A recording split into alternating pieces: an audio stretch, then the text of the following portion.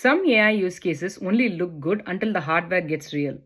One thing I've noticed with edge deployment is that the limitation is just not the compute, it's what the compute forces you to give up. Let's take safety harness detection for people working at heights and construction sites. On papers, the use case is very simple: detect people, detect the harness, and flag the risk. But in reality, that's just not enough.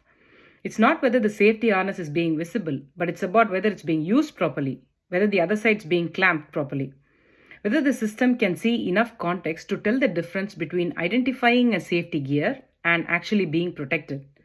And that's where the edge deployment gets a bit difficult. Once you move on to more constrained devices, you cannot run the heaviest architecture or the richest logic. So you will be forced to simplify. Sometimes that works, but sometimes simplification strips away the very thing that made the use case valuable in the first place.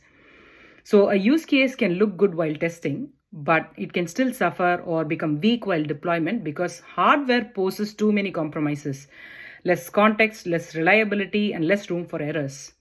So the question is no longer can I run this on the edge? It's about whether it's being useful enough after it's being simplified enough to fit. Because at the edge, the real test is not whether the model fits, it's about whether the value survives.